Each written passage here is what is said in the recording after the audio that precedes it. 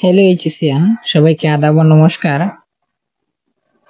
আশা করি সকলে ভালো আছো। আজকে আমরা চলন ও অঙ্গ চালনা চ্যাপ্টারের পেশি সাধারণ বৈশিষ্ট্য মনে রাখা ট্রিক্স গুলো লিখবো। এই যে বৈশিষ্ট্যগুলো এগুলা তো এগুলো তো মুখস্থ রাখা যায় না, এতগুলো জিনিস।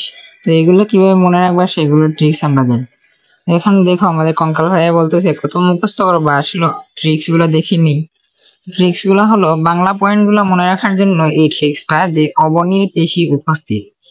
অব দ্বারা মনে রাখবা অবসাদ, নি দ্বারা মনে রাখবা নিঃসার কাল, পেশি দ্বারা মনে রাখবা পেশি টান। ঠিক আছে, বাংলা পয়েন্ট মানে কি, এই যে বাংলায় যে পয়েন্ট গুলা দেয়া থাকে রচনার মতো সেইগুলা। আর আমাদের ইংরেজি পয়েন্ট গুলো মনে রাখতে হবে, বিশেষ করে যারা মেডিকেল পরীক্ষা দিবে এবং ভার্সিটি পরীক্ষা দিবে, মানে ভর্তি পরীক্ষা, তাদের জন্য ইংরেজি এগুলা লাগবে, পয়েন্ট গুলা লাগবে। তো আমরা আবারও দেখিনি, ট্রিকটা হলো অবনী। অবনী একজন ব্যক্তি যার পেশি আছে, ঠিক আছে, পেশি উপস্থিত আছে। তো এগুলো দেখে নিবা। আসো পরের স্লাইডে। তো অবনীর এই যে উপস্থিত ছিল, উপস্থিত ওয়ার্ডটাকে আবার ভাঙলাম।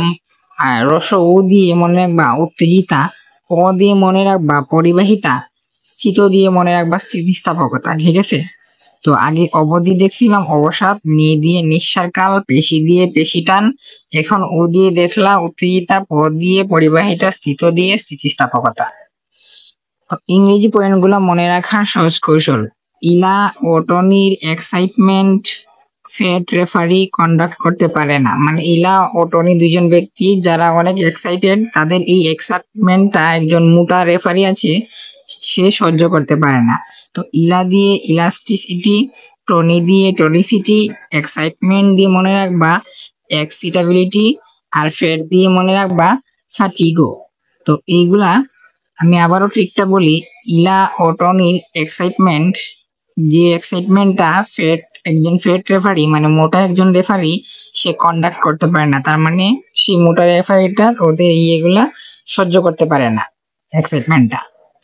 তো দেখো, রেফারি দিয়ে মনে রাখবা রিফ্র্যাক্টরি, আর কন্ডাক্ট দিয়ে মনে রাখবা কন্ডাক্টিভিটি। নিচে বলা আছে যে কন্ডাক্ট করতে না পারা মানে হলো সইতে না পারা। আশা করি তোমরা বুঝতে পারছো।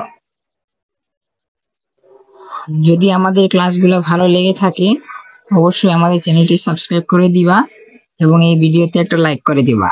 ধন্যবাদ সবাইকে।